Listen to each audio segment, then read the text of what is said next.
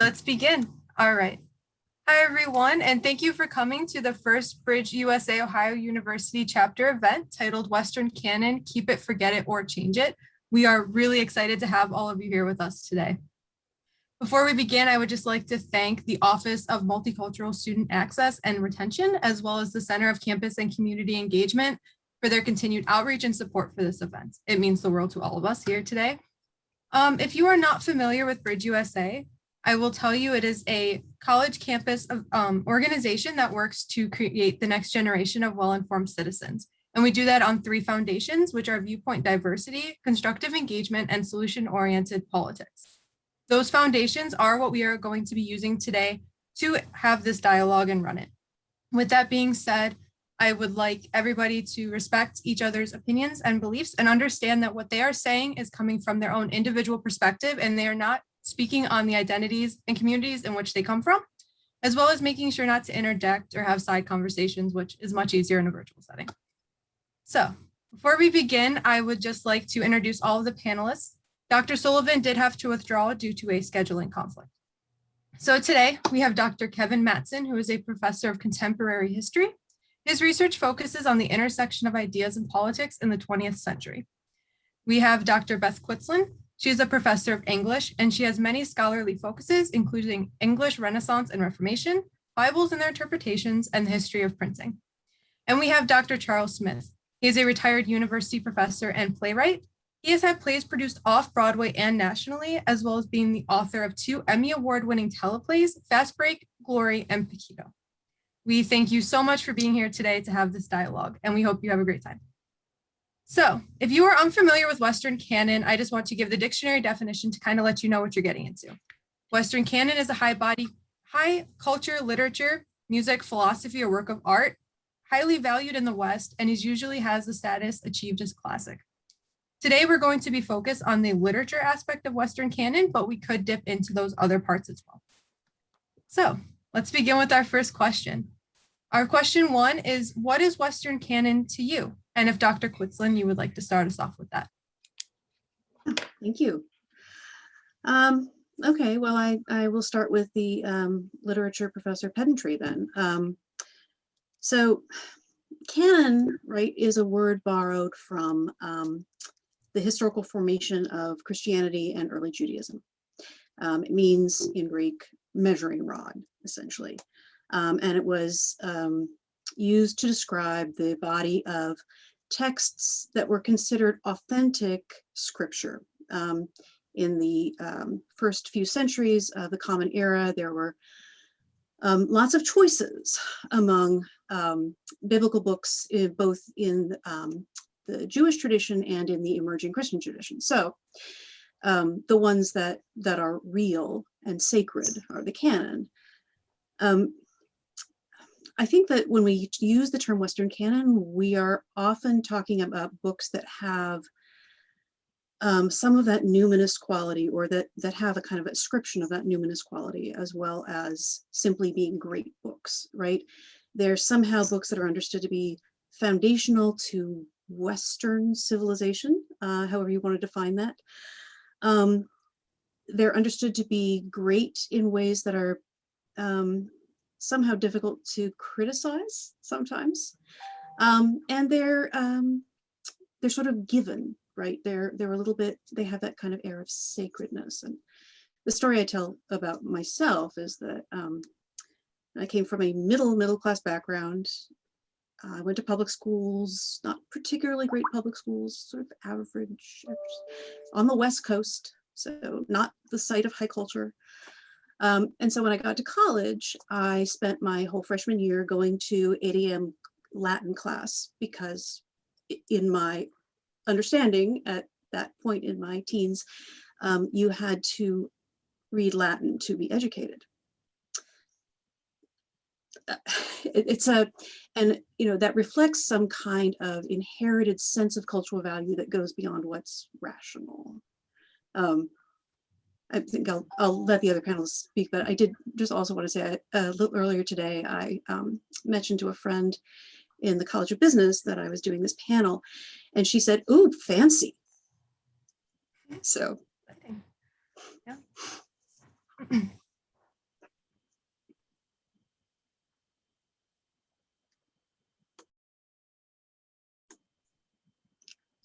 I could keep talking, but Beth, can you explain why she said fancy? Because I think the idea is this. I think the idea was high culture, which she viewed as something that she really has very little contact with, but that there's something well, elite in a way that requires, white gloves to handle. Well, it can't be too fancy because I'm on the call, so we'll straighten that out.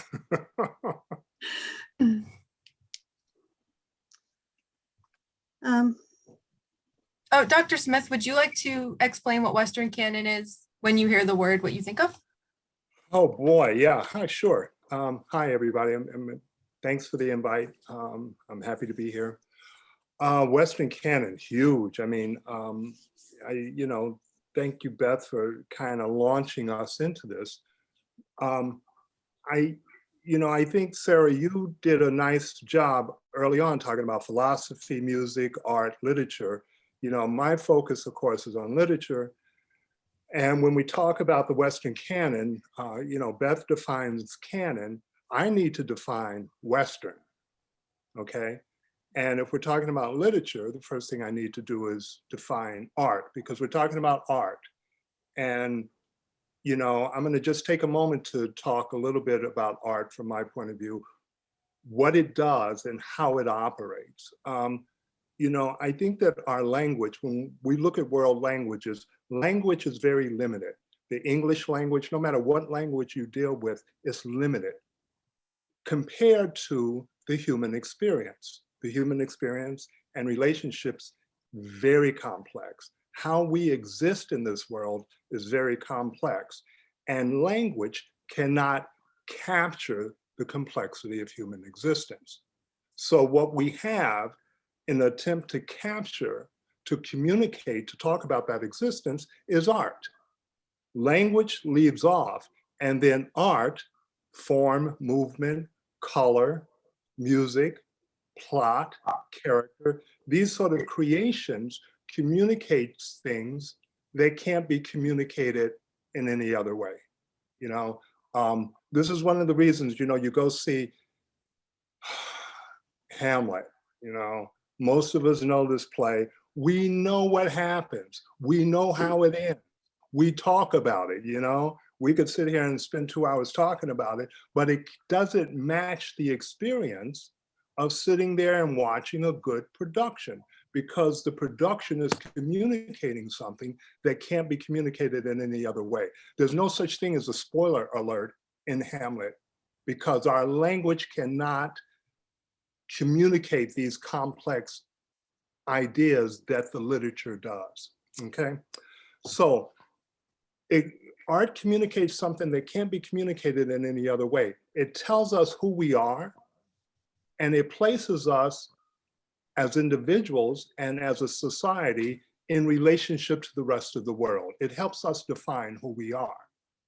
When we talk about the Western canon, it's defining who we are as the West. Now, things get a little sticky, because the question of what we mean by the West is evolving. All of these things are evolving. The canon is always evolving. Hopefully the canon is evolving. Language evolves, but of course there are some people, some conservatives, who don't want language to evolve.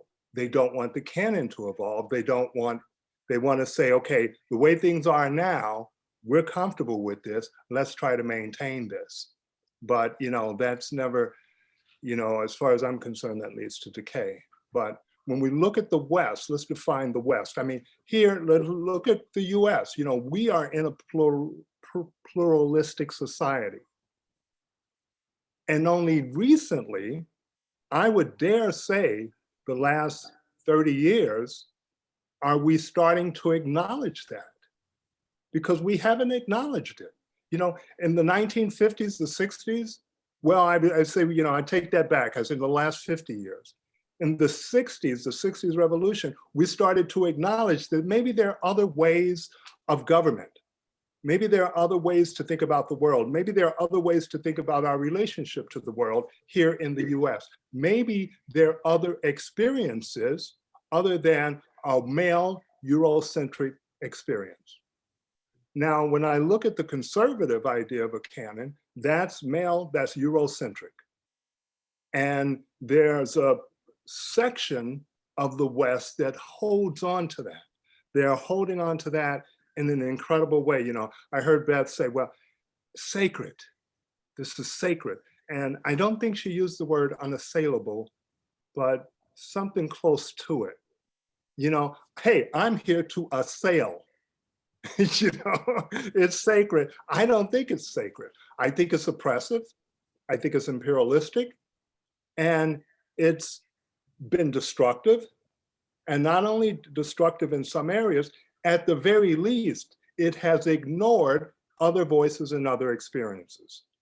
And from my point of view, you know, I know we have these questions that we're going to hit. Sometimes it's tough for me to stay in one lane. And, you know, from my point of view, the canon, you know, if the canon is set, then some of this stuff needs to go to make room for other experiences, other voices. If the canon is not set, then, you know, some of this stuff that is destructive, you know, it can stay as long as there are other views. Because again, we're in a pluralistic society. There are other views. There's more than one way of viewing the world. But if we look at the conservative view of a canon, it says there's one way. There's one way to exist. And that way has been cis male, white, Eurocentric cis male. I'll pause there.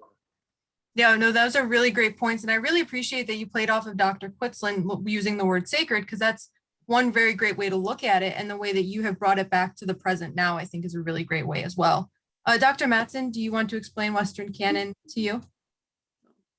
I'm not sure if I'm totally comfortable doing that, but I think that for me, I come at this as an American historian, and obviously America would be part of the West that is that I think Dr. Smith was just talking about. I think I always remember a young intellectual by the name of Randolph Bourne in the beginning of the 20th century. He was handicapped, and that always made him have the feeling, and he writes about this, of alienation. And he talks about a lot about his education at Columbia University, elite white institution by all means. And what he discovered as he was reading, and he was studying the classics, and he was reading them in Latin, if that was necessary, and he was told by his professors that they must, you know, be read in Latin. And I think he came to an interesting conclusion. And it's this: if the canon becomes restrictive, as we've just been talking about, does the canon also offer us something to get out of that? That is that, you know, I think what Bourne did was he took the class. What his major complaint was is like, why don't we read any modernists? Why don't we read contemporaries? Because that's the sort of thing that, you know, I think we could show how literature can illuminate certain things. And so what he said, I think in conclusion, was, okay, I've read, I guess, the canon, and I've read things from the canon that makes me critical of the canon, and I want to rework the canon so that going forward, we have a more open discussion of a variety of texts, a variety of works of art, or what have you. I think that I always remember when the culture wars and the especially a higher education stuff was heated up in the 80s and into the 90s, and kind of came of intellectual age during that period of time. Someone who I don't really like, a guy by the name of William Bennett, was one of the major champions of the Western Canon.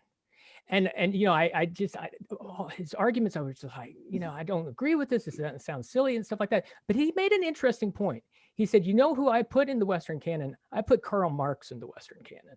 And this is a man who's basically challenging the existing societal structures that he is witness to. And these are, you know, European structures. So I think that sometimes the canon can be appropriated by people to then provide a critique of the canon and to somewhat move forward. I'd point out with the issue of Shakespeare that if you studied the 19th century performances of Shakespeare in the United States, people were doing crazy stuff. I mean, they would jump up on stage and say, I liked how you read that line, read it again for me, right? And they'd throw things at people. And I mean, it was so completely taken up by people who I don't think perhaps by Shakespeare's hopes, he would be taken up that way. But I think that the canon offers us a way to get out of the canon and to get out and to have a more pluralistic set of texts that we consider important to assign.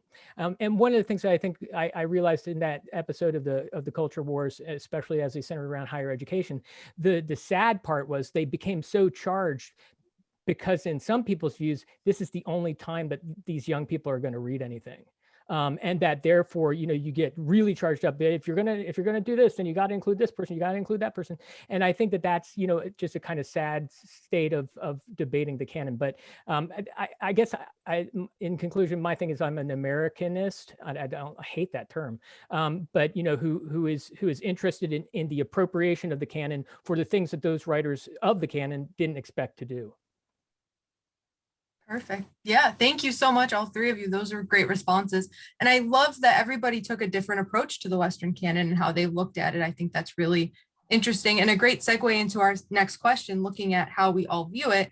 So there are common motifs seen in Western canon. So what are some of them? And then how do these motifs reflect the beliefs of the writer as well as the current events of that time? And Dr. Quitslund, if you'd like to begin. Yeah, I mean, I suppose in some ways I'm beginning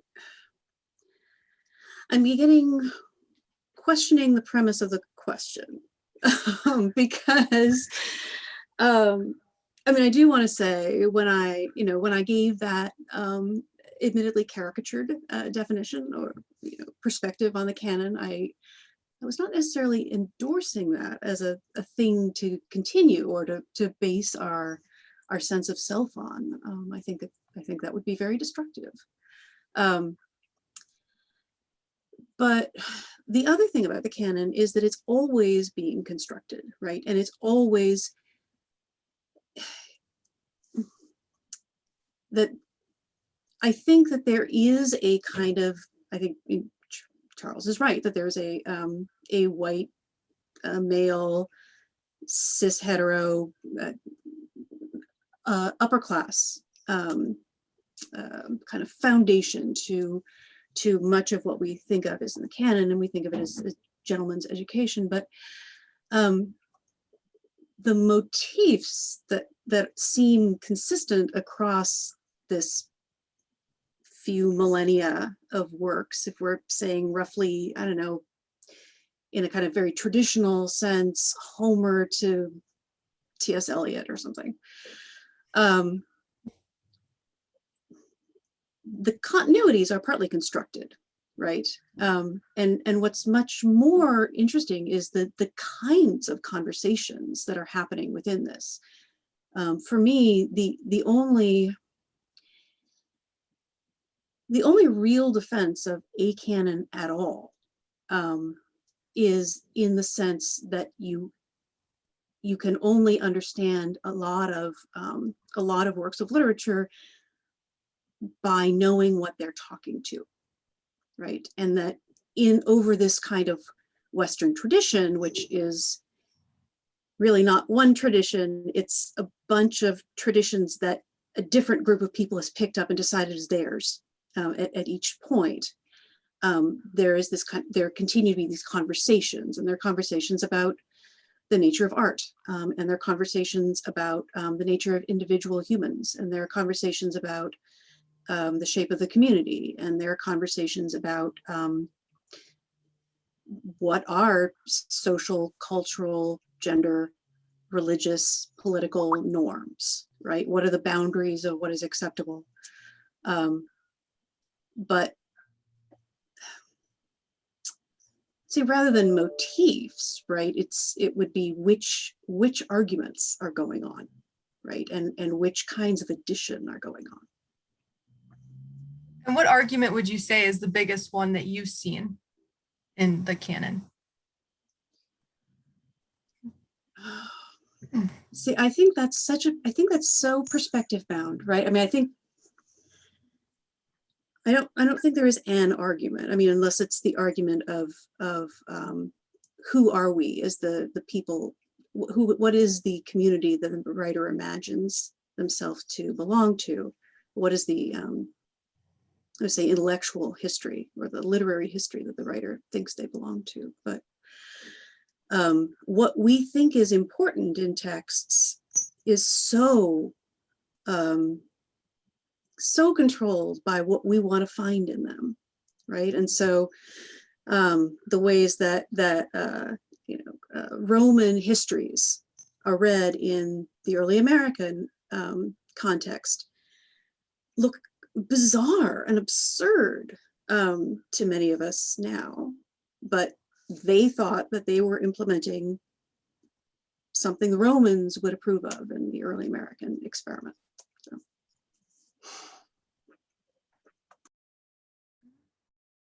Dr. Mattson, if you would like to touch on motifs seen or even arguments seen, and as well as how those reflect the times and the writer.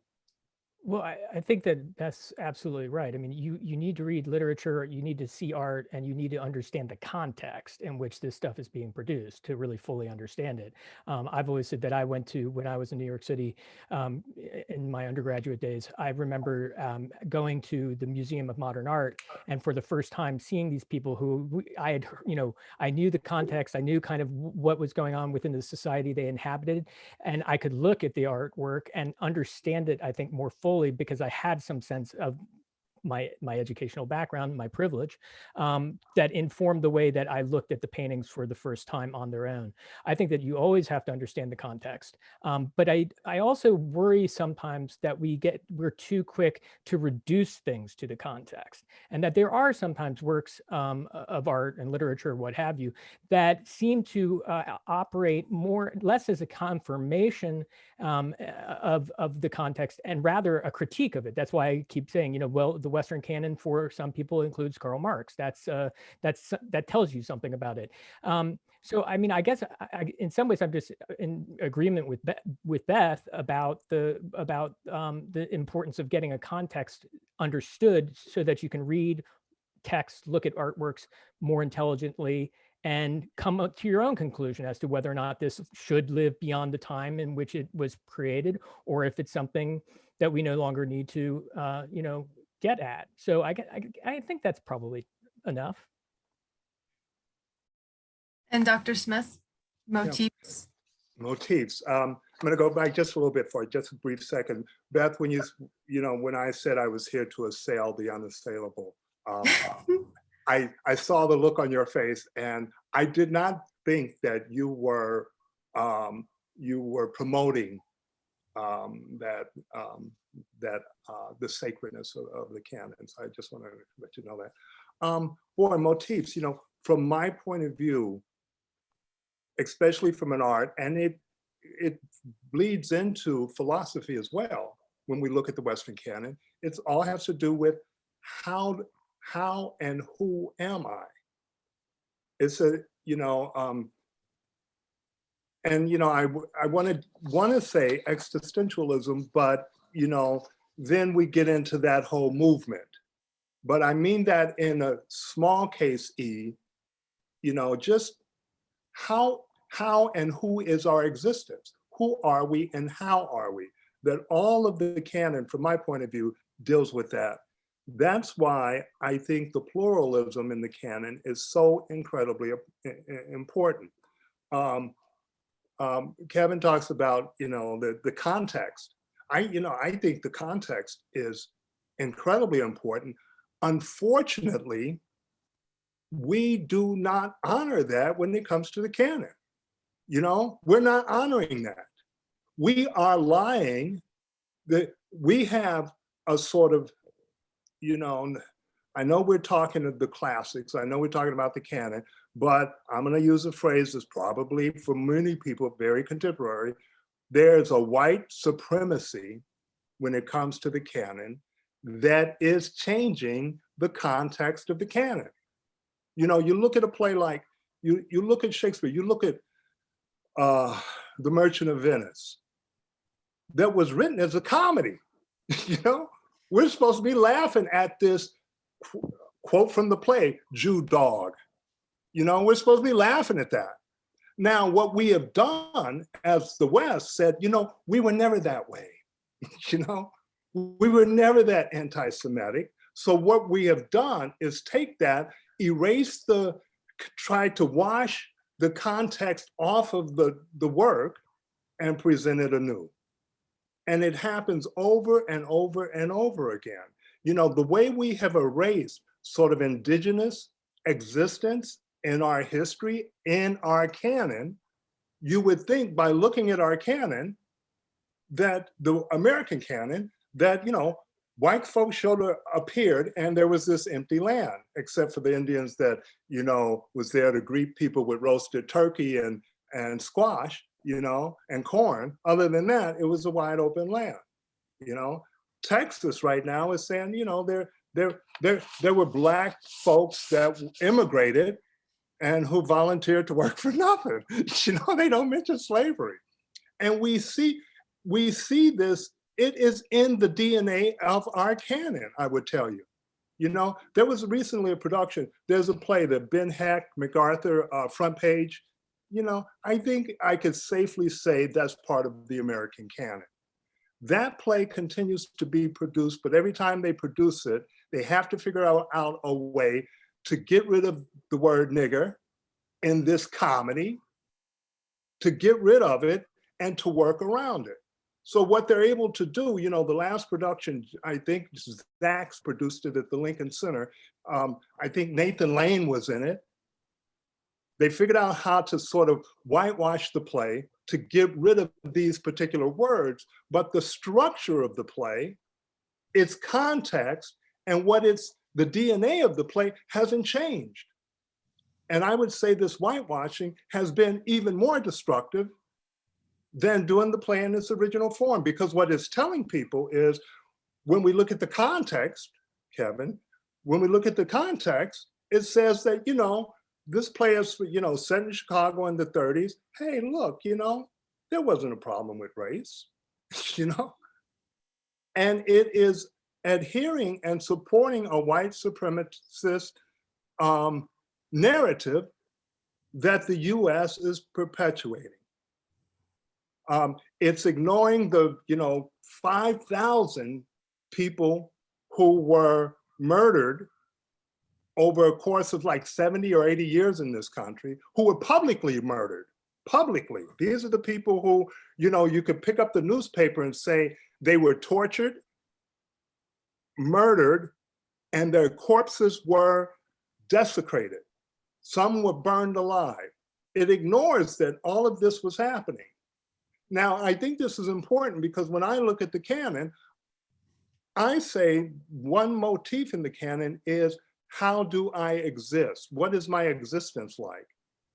And one thing that is not reflected in the canon is the danger that, you know, I guess Native Americans, you know, if they've made it this far, still, you know, face the danger of their existence, their existential threat, and the threat of brown people and Black people in the West, that this has been ignored and suppressed in the canon.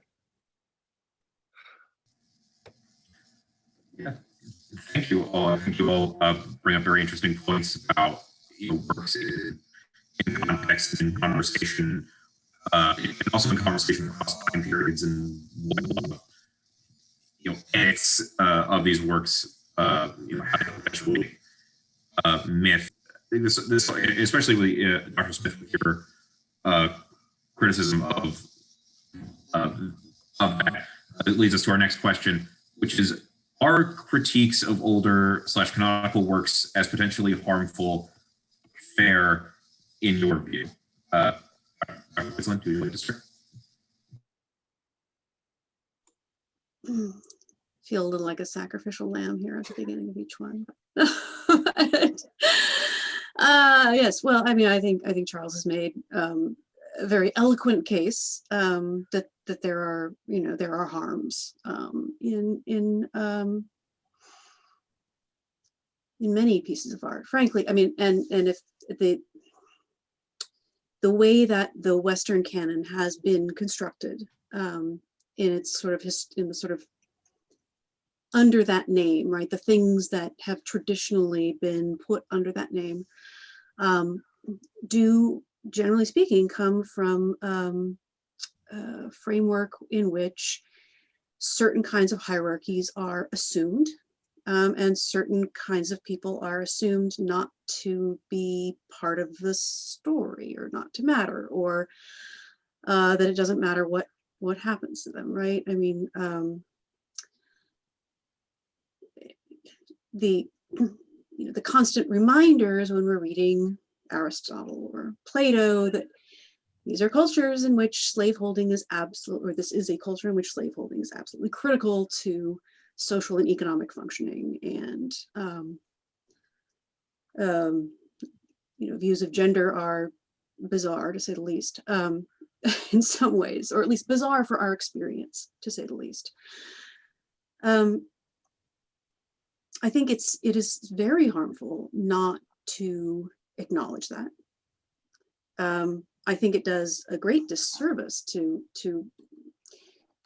what the thought, right, and to what we really can most appropriately understand out of works is. I think the question is what to do about it, right? Because many works of literature that you would have to pry out of my cold dead hands are profoundly offensive in any or all of those ways.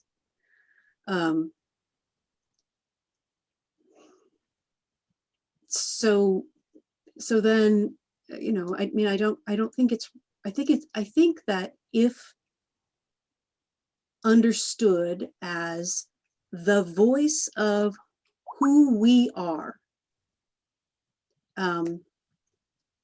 those works can be harmful, and they can be particularly harmful for the people. Well, they can be harmful both for the people who end up being assumed to be the people that count in those works, right? By reinforcing a sense of who is at the center of the universe, and for people who find themselves excluded from the definition of our shared culture, when, as Americans, our shared culture is intensely, or should be intensely, pluralistic. Thank you very much, Dr. Quitslund. I think as far as what to do, works that are offensive or potentially harmful, we will be getting Right. later on, so Yeah. you will have definitely opportunities to expand on that. Dr. Mattson, how would you like to respond to the question? First up, Andrew, you've got it. Like, I'm getting an echo when you're up, and I was having actually a hard time hearing what you had to ask. So I might be completely off. The question I wanted to ask, and then we can talk about other things, is can Beth give examples of text that she would, not allow to be taken out of her classroom teaching? As if I followed what you were saying, right, Beth? I mean, are there concrete Okay. examples that you can give? Well, okay, so given that I'm a professor of Renaissance literature, I don't think there's anything in my classes that isn't offensive in some way, or that that doesn't in some way instantiate aspects of culture that we would view as unacceptable, or that I would view as unacceptable. There are probably some that I'm not thinking of, but I have to, I regularly find myself having to excuse my language, or explain that I'm speaking in the kind of historical frame, and that when I say papists, I'm telling you what the author thought about Catholics rather than what I think about Catholicism. Yeah, I'm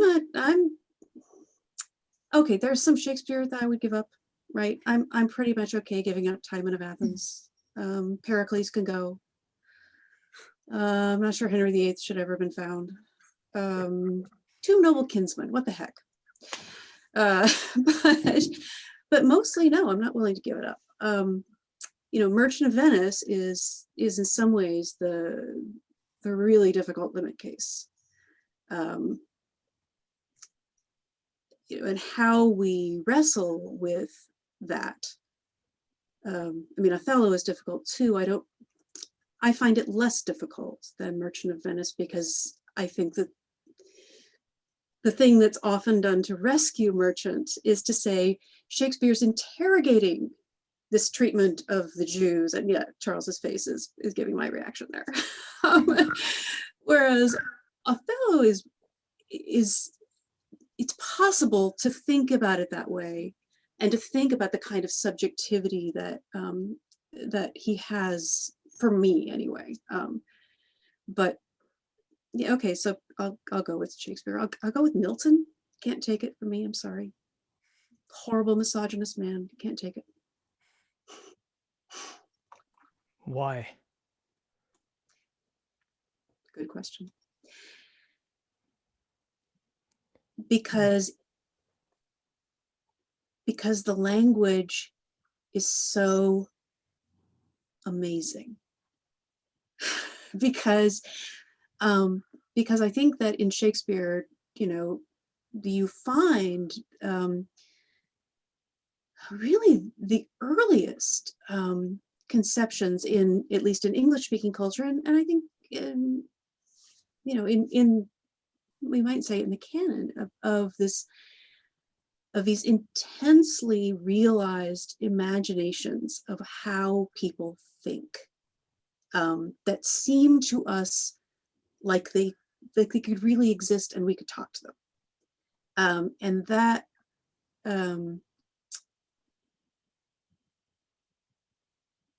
I think that reading Shakespeare, or in watching a production of Shakespeare, right, you are watching kind of possibilities of how people can be under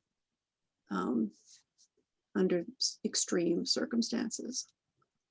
But also for Shakespeare, I wouldn't give it up just because of language, because of the art and play of what we can do with this medium that, you know, we often just use to text in. Well, what I'm hearing from you is that there is a distinction between aesthetic judgment and political judgment in terms of how you assess what should stay in the canon, or one way or the other. Is that am I hearing you right?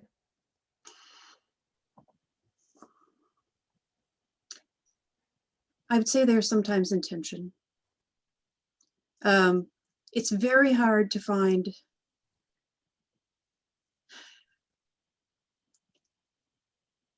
trying to think this through, right? Because it's something I think about rather a lot. I mean, it's something I think about rather a lot, and I chase around rather a lot.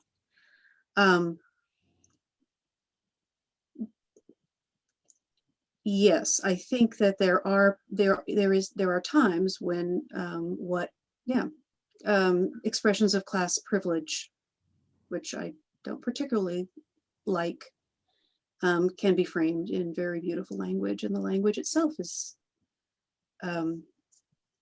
the cleverness of how it's constructed is worth something to me.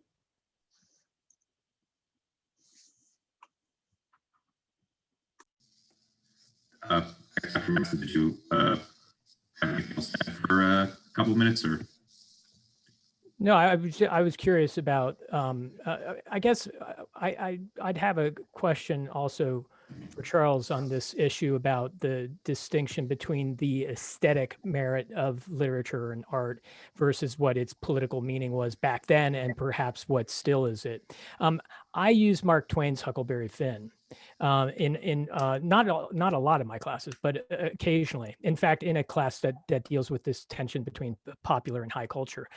I don't know. I'm unclear about what I should do about the N word. Are you suggesting leave it in because just provide it in the raw, or is there a way, and how to deal with, the limitations of Mark Twain in terms of his capacity to understand, the experience of African American, in this case, men. I just find I'm wondering about what's the best. Are we ever in danger of trying to cleanse the past of the realities that it has, meaning, such things as slavery, such things as white supremacy, and white supremacy is obviously still with us. Is there a danger in trying to, and I think that this is especially is something that I'm concerned with a little bit, that we haven't talked about, is the kind of therapeutic nature that lends itself to that. So if you ever have to read something that offends you, there were times in the past where people were talking about literally like outlawing, like allowing students to exit the classroom because they were concerned that they were going to be faced with something that they found offensive. And so, those are kind of my concerns. I'm not sure if they go to answering the questions that Andrew had, but I worry about what our students will know about the past that is a reality, and sometimes it's best read through works of art, literature, with the recognition that along with these great works come, you could say racist attitudes. And I'm just not sure what to do with that. If I may, I think exactly what you're talking about now, Kevin, the sort of reimagining these works and removing what we take to be offensive is the most destructive. That there are two destructive areas.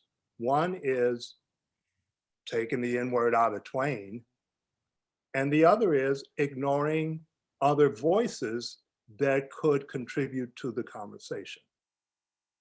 I like Twain. I love Twain. I don't think Twain is short-sighted. I think Twain knew exactly what he was doing by giving us these perfect communities with this raw, hard racism. These communities where otherwise, we could be watching Andy Griffin. There's Aunt Bee and there's apple pie, and suddenly there's this shocking word. What? And then we go back to this just, beautiful world. I think that that's his way of operation. I think that's exactly what he's doing. And when we remove those words, the N-word, from his work, what we're doing is removing the punch, removing the point of the work. That's the point. That we look at what appears to be beautiful, normal life, but there's naked racism with that. And whenever we do that, I think we're lying. We're telling a lie. We're saying, no, that's not the way things were. I think with Twain, with Front Page, whenever we do any of these rewrites, that we're telling a lie. And we're telling a lie for our own benefit. We're changing our past, and we're saying, it wasn't so bad back then. And the other area that makes it destructive is ignoring the voices. There are lots of other voices. There were other writers working. And these writers have mostly been ignored because, there's sort of standards, quote unquote, there's Aristotelian standards of structure. And they're sort of standards of structure that the writers should have been working in, but they weren't, so they're being ignored. I think the other voices are important. I don't think Twain is trying to give us a Black man's point of view. He's not doing that. I don't think he ever tried to do that. But what we do need, if we're going to continue to teach Twain, if we're going to continue to teach some of these other voices, we need counter voices. Listen, I remember seeing Amos and Andy, and I thought, boy, this stuff is funny. I like Amos and Andy. It's only destructive if that's the only voice. If that's the only voice, then we've got a problem. But if it's part of larger Black voices, then, you know, it's not that big of a problem. And it's far more insidious than we ever imagined. You know, my wife and I have been doing these sort of civil rights. We've been on these past couple months civil rights tours where we drive, we go to Alabama, Mississippi, and we're hitting all of these sort of civil rights stops. And I was thinking about Emmett Till and the narrative, the simple one sentence narrative behind Emmett Till. And what's that narrative? He was murdered for whistling at a white woman. That's the narrative. But it's a white supremacist narrative, you know, because he was not murdered for that. He was murdered because he was Black. You know, that's the reason he was murdered. But that's not the story we're telling in that simple one sentence narrative. What we're doing in that simple one sentence narrative is putting the onus on Emmett Till. He did something wrong. It was a small thing that he was punished for, but nevertheless, if he hadn't whistled, if Trayvon hadn't worn the hoodie, if he hadn't been selling individual cigarettes, if he had only let himself be handcuffed, if he had only done it, you know, that the onus of this violence is put back on the people who were murdered. And, you know, that Emmett Till, I think, narrative is a perfect example of that. So we need another voice. And that voice says Emmett Till was murdered because he was not murdered. Emmett Till was tortured, murdered, and then his body was, his corpse was desecrated because he was Black. That's a different narrative than he was killed because he whistled at a white woman.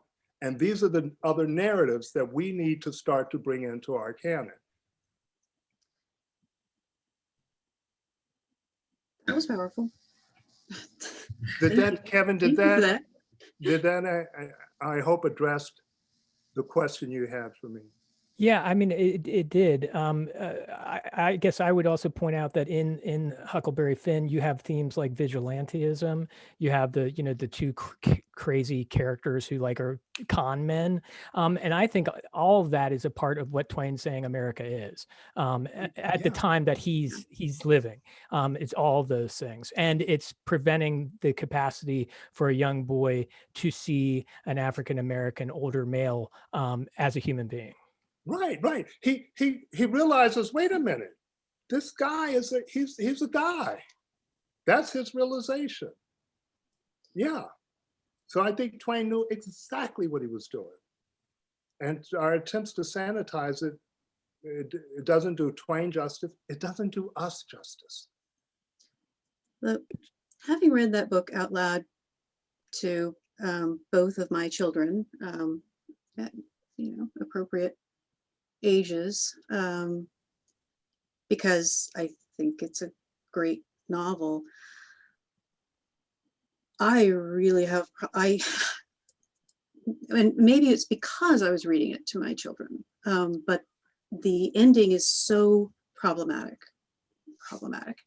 The sort of reversion to Tom Sawyer narrative is such a difficult thing to take after the complexity, the moral complexity of the earlier parts of the novel. I still don't know what to do with that. But. Yeah, there I think he's criticizing the romantic view of existence on the and the limits of book learning, because that's what you know Tom is always doing, right? You know, this is we'll have to free him. This is we'll go to the literature. Yeah, so I agreed. But, yeah, I mean, what he has to do with that is to remove so much humanity from Jim that had, you know, had been so carefully constructed earlier in the novel. But turns out, I know from experience that an 11-year-old boy can find it hysterical. Most people say that the novel should have ended with that line, "Okay, then I'll go to hell." and that everything that came afterwards was just add-on. Don't forget, he's writing in a subscription basis, so he's got to keep, saying, you want to say the next part of the book. And I think he does what a lot of my undergraduate students do. No offense to you guys, but the padding technique, right, which is just awful. But that's getting off topic, so I'll stop. Well, go ahead and ask the next question, because I think I've had a response to Charles, but I think it falls under the next rubric. Thank you all for your responses. And yes, for the next question, there's a lot of what we've been covering thus far, which is what do we do with this material? Are there ways it should be taught? How, if at all, should older, potentially offensive material be counteracted? We've been touching on some of this already, but feel free definitely to expand on how you feel about that. Dr. Quitslund? Yeah, well, I mean, I think that the idea of fuller view, right? the 360-degree view, so that you're teaching different perspectives, and you're teaching voices engaged in a conversation in a different way. Maybe that's not quite the same conversation that went on in what was the sort of in the traditionally conceived Western canon, is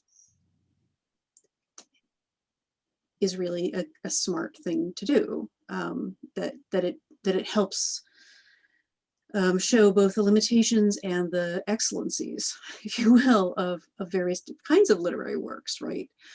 And you could always get further with categories and comparisons than you can with a single work anyway, even for purely formal purposes. But if we're thinking about the way that we construct a community out of what we read, then we definitely need to be able to talk about complicated issues from multiple perspectives, and especially those that are not often let into the conversation or haven't historically been let into the conversation. The limits of that are when you get to the much older material, right? Because for that approach to work, there has to have been a way for those who are not of a leisure class and those who are not of a literate class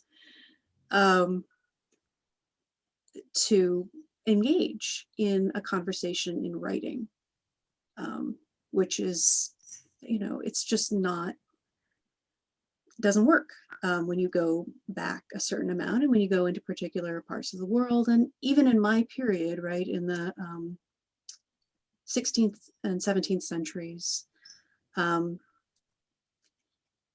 very limited voices is sort of in the British context who are at a point of being able to speak for themselves, right? We have some texts, right, and they tend to get collected into things like the Norton anthologies in order to provide those perspectives, and it's great. But we don't have a female Shakespeare. I mean, famously, Virginia Woolf's wrote a very long essay about the fact that we don't have a female Shakespeare. We don't have an indigenous American Shakespeare from the 17th century. The tools weren't there, the privilege wasn't there. And then we have to think about other ways to try to contextualize, reimagine what the voices around might have been like. Those are very good points to think about. Need for also intellectual honesty regarding what is out there in the material as a whole, and sources being backing that up. Dr. Mattson, you're breaking up on me. I can't hear what you're saying. Yeah, Zoom is for me always garbage with the audio. I apologize. Now you're coming in great. Maybe keep scratching your head. Maybe I just need to speak up. Dr. Mattson, would you like to respond or weigh in? I'm not. I'll be honest. I'm not sure if I followed any part of the question. So, yeah, the question was essentially, it boils down to what do we do with this material? How should it be taught? How, if at all, should it be counteracted? Okay, yeah, I'll be quick. I've always said that I don't think I've done my job as a teacher unless I've offended some students in my classrooms, and that I've provoked people to think about something that they, disagree with. So, I mean, I'm all for, and this goes back to something I think Beth said, I'm all for including as much stuff as we want to use in order to teach people. But I look especially for those things that I think are going to aggravate some students because they're being asked to reconsider their own way of approaching the world. And if we don't do that, I think, higher education just basically fails. I'll leave it at that. Here with that, Kevin. I'm with you on that, man. If I'm not getting pushback in my class, I'm doing something wrong. I think there's a choice when we look at this type of material. You either teach it the way it is, honestly, or, and if you feel like you've got to revise it, you feel like you got to cut out words, don't teach it. There's plenty of material out there, just if, this whole straining material, trying to figure out how to make it palatable, it's not honest. It's not honest. Shakespeare is a different question because, I've seen a lot of Shakespeare on stage. I can pretty confidently say I've never seen Shakespeare produced on stage the way it was written. Directors, the theater loves Shakespeare. Directors love Shakespeare. And the reason they love Shakespeare is because they get to, as a director, they get to be an auteur director. They get to be a playwright. They get to make choices and get to make their own statement using Shakespeare's work by, cutting, adding, switching things around. They get to make their own statement and they get to hide behind the name Shakespeare. So, how you get around that, I don't know. But, I think one thing we probably should do is stop putting Shakespeare's name on Shakespeare plays. And we should just say so-and-so directed this play using some of the material that Shakespeare wrote, which is probably more honest and more accurate. I do want to point out, Dr. Smith, your comments on that is one that I've heard kind of centered around the Romeo and Juliet movie that came out with Leonardo DiCaprio, is the question of how much of that was actually Shakespeare and how much of that was the director. So that's a really interesting point you bring up on that. Yeah, I think that question could be asked of any Shakespeare production. I saw A Winter's Tale. Bob Falls did A Winter's Tale, spectacular production. He changed the end of that. I mean, at the end of the play, there's this guy who I think he thinks his wife has cheated on him, and he's got a daughter, and he's like, throw the baby on the fire, burn her, and he banishes his wife. And at the end of the play, the way it's written, after he's banished his wife, after he told his people to murder his baby daughter, she doesn't get murdered, she's there, they forgive him. Bob Falls, the way he directed it, he had careful edits and he directed it. There was no forgiveness at the end of this play. Now that's a production for today because it was produced when, Trump was in office. And so it's a comment on today, but it has Bob Falls' stamp on it. So Charles, I just do you know that Shakespeare's source, that character kills himself at the end? Oh, really? Yeah. Well. So, yeah, the whole, Probably appropriately so, but so you can, there's enough material out there where as a director, you could probably, narrative communicates something that can't be communicated in any other way. So the question is, when you tell this narrative, what are you communicating?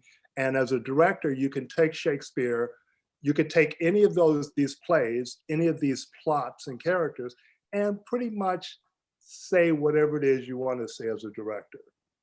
So here's the exception. That work is the exception to my idea where I say, listen, if you teach it, if you produce it, if you celebrate it, please do it in its original form, because that's an honest celebration.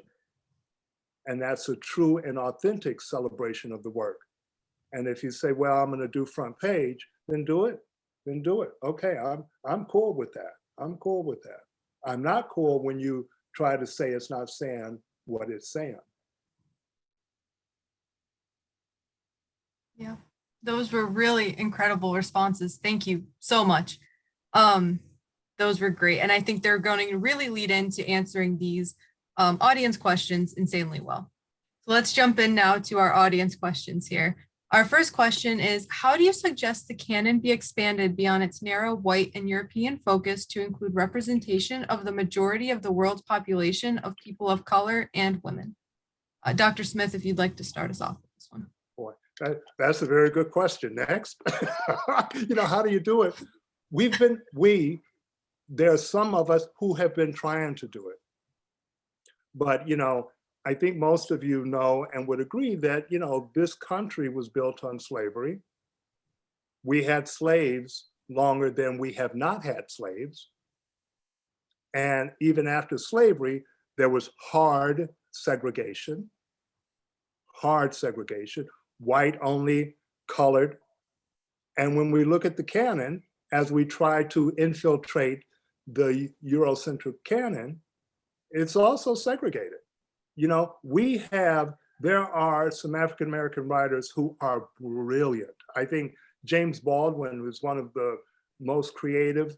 James Baldwin's essays, I think, will be recognized as some very good philosophy. That his work, Toni Morrison's work, but a lot of times when you talk about these writers, they're called Black writers. Because, of our history of segregation. They're not allowed in the canon, but when you talk about, well, let's talk about African-American writers. James Baldwin, one of the greatest African-American writers. August Wilson, great African-American playwright, even though most scholars and critics have deemed him to be the greatest American playwright. Many people who look at the canon still don't give him those props. They look at him as the greatest African-American writer. Same thing with Toni Morrison. So we've been trying to do it, and hopefully, some of the conservative views of the canon will start to loosen up. I think it's not going to happen until the threat goes away, because what's happening is these writers have not been admitted to the canon because of their work, and because that work threatens the status quo, there's an effort to suppress it. There's an effort, Toni Morrison is still being banned in some schools because of what she's writing about. Her book, Sula, is constantly banned. So, once this work stops threatening the status quo, then it'll probably be admitted into the canon. But we're trying.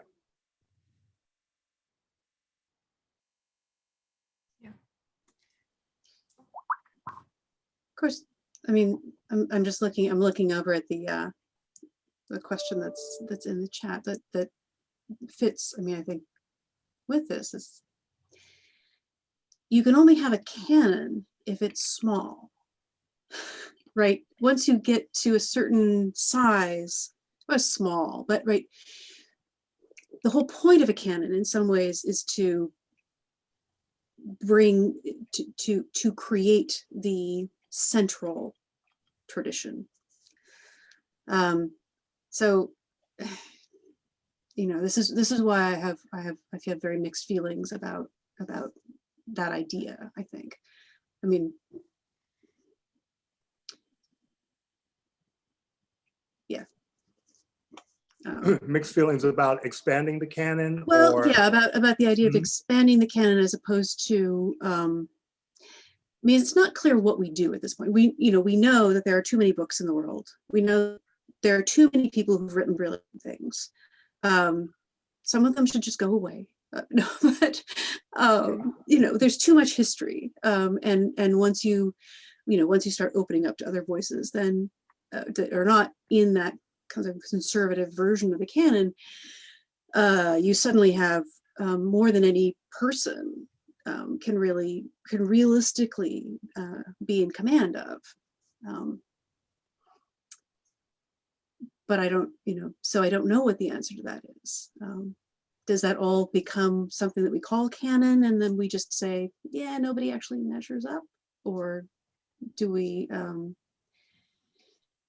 do we talk more in terms of, what kinds of, literary traditions are there?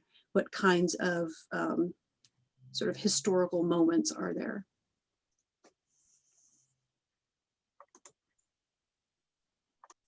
And Dr. Mattson, do you have anything you'd like to add on the question? Not really, other than just to observe the ways that I've tried to create a more kind of inclusive set of readings that I assign to undergraduates, and that includes James Baldwin. I find his work to be, probably at the highest point. It's also interesting because if I could do this, and this goes back to Beth's point, because I don't have enough time in my classes to really dig deep into like the difference. But one of the things that I'd love to do is have the students read Baldwin's critique of Richard Wright. The protest novel stuff. I'd also like them, I think, if they were to read Ralph Ellison, who is extraordinarily overlooked. I think that they would Almost definitely invisible. say this. What? Invisible, right? Yeah. I mean, I think that what they'd find is an inordinate amount of complexity to the novel. But so a part of me actually says,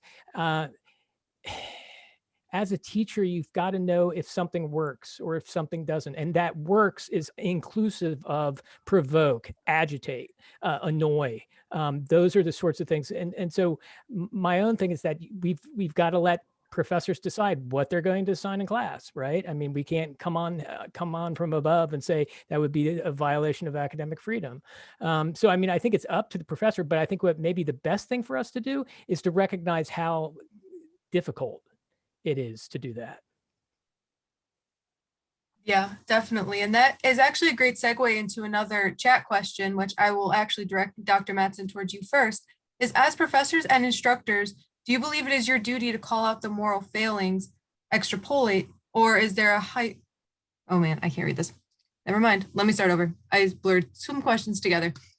As professors and instructors, do you believe it is your duty to call out the moral failings of past authors and times, or is it better to present the works and let students extrapolate? Or is there a hybrid option available?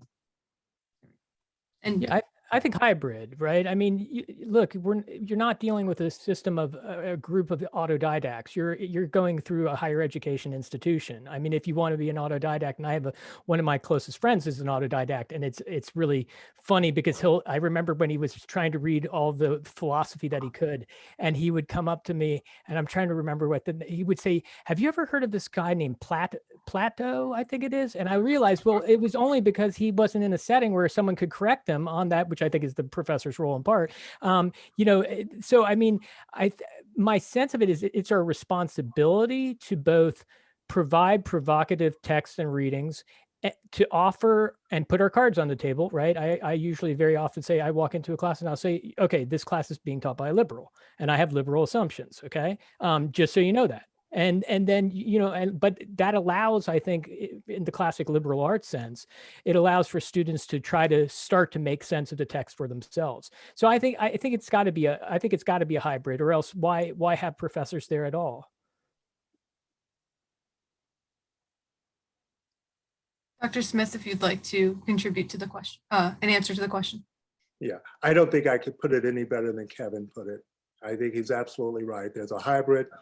You're there to provoke, and then when they get lost and angry, you take them by the hand and lead them out of the woods.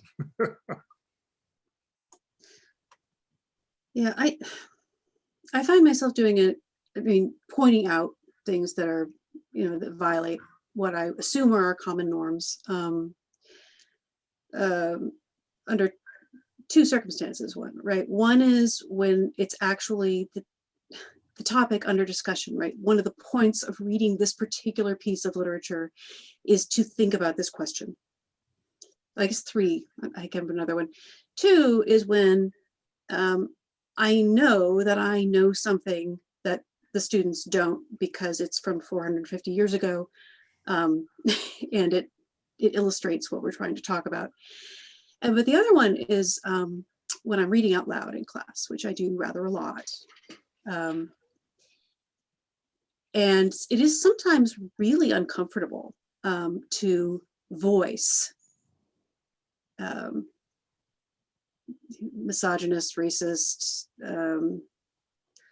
just mean lines or sentences without making any comment on them or without registering that there was something said out loud that really, you know, was not cool. And I think that's much more about my own sense of comfort than about what I feel is necessary pedagogically. Yeah, definitely. And thank you for voicing that vulnerability aspect that does come with it, that I think is a very good point to make, especially when we talked about Mark Twain and how, you know, should we be trying to, how do we teach that and approach that from a different perspective? I think we have time for one more question. And so I'm going to ask, how do you, or this is from the ask and answer, how do you suggest we restructure a survey class like theater history, for example, to go beyond the limited perspectives of the Western canon? We're already trying to squeeze a couple thousand years worth of history into the syllabus to begin with. As a result, a separate class in non-Western theater history, is there an effective way to open the perspective when working chronologically? I know we touched a little bit on this question, but I'd love to kind of go beyond that. Dr. Smith, if you'd like to start with that. Boy, it's a difficult one. You know, you just have to pick and choose. You have to say, you have to ask yourself, what does the gym look like from a 360 degree angle? You know, how do I look at the entire thing? And I think you have to have a global perspective. And then you have to, you know, say, okay, how much time do I have? How do I break up this time? And, you know, and go from there. We can never teach as much as we want to teach. You know, I don't think I've ever been in a classroom and got to a point where I said, okay, you know, I'm at the end. I don't have anything else for you because, you know, I'm a professor and I got a lot to profess, right?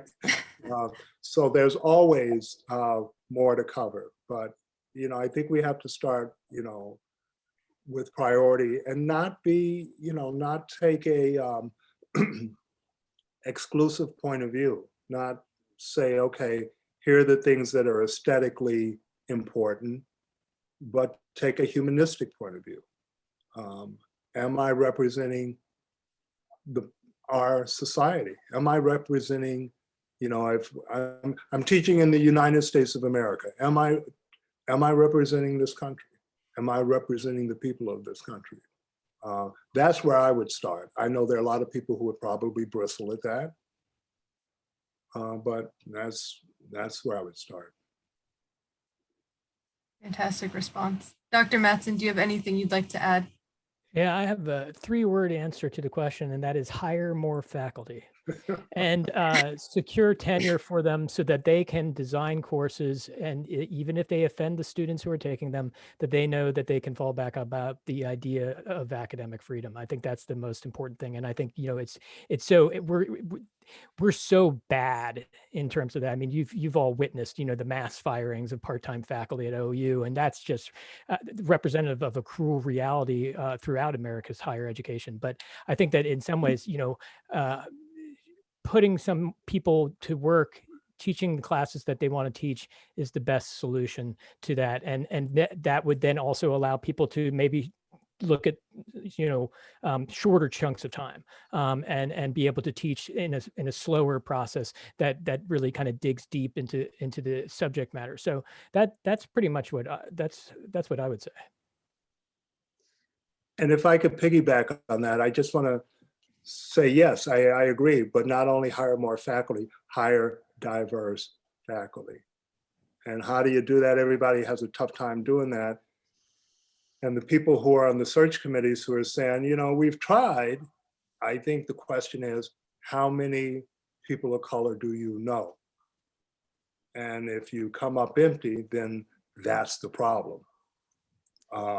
That we have to diversify our lives before we can diversify an institution.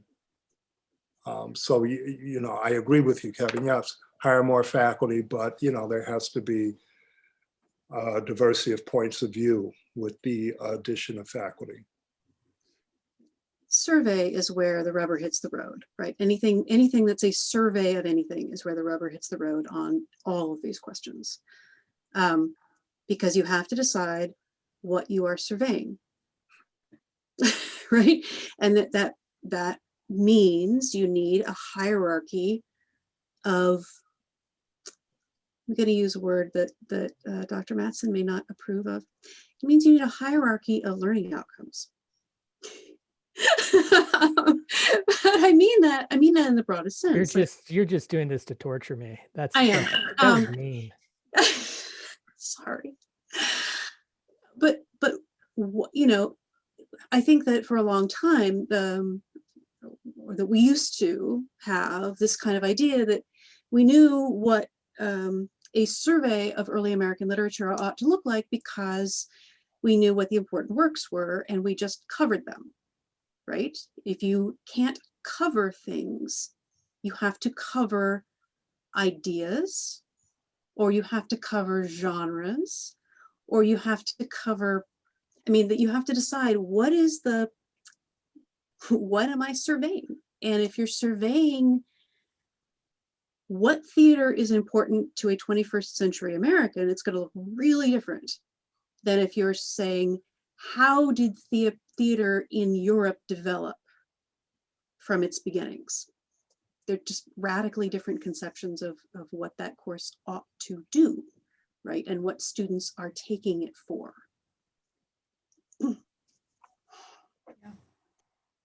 Those were incredible responses, and definitely gives a lot to think about with how we're going with our education and how as students we're viewing the literature we're taught. We all have to take at least one English course, even if you're not an English major. And so you really do have to look at some of these works from a non-English perspective as well, and how we should be approaching it with them too. And I think your responses just really, really hit that. Is there anything anybody else would like to add before we wrap up the event? Floor is open if you do. I just say I applaud what you guys are trying to do, to prompt discussions that are difficult sometimes. That I think is in addition to hiring more faculty, something that, you should be encouraged to do, and you're doing a good job at it. Thank you. Well, all right, well, I want to thank everybody for coming. I want to once again thank the Office of Multicultural Student Access and Retention, as well as the Center of Campus and Community Engagement, BridgeUSA, and our panelists here today. This was a really great discussion that I think everybody is going to leave with a lot of knowledge about and questions, and maybe want to learn more, which I think is great. If everybody will be on the watch for an email, we are going to be sending out a survey on how you think this event went, as well as any more information on BridgeUSA. I don't have a chat feature, I put it in there. So you'll get a follow-up email as well. So yeah, thank you so much. This was really great. And I really appreciate all of you for putting your time in today to come to this. Thanks. Thank you. Thank you, Sarah. I enjoyed it. I'm so glad you did. Awesome. Yeah. Thanks for a great afternoon. Yeah, thank you. Thank you.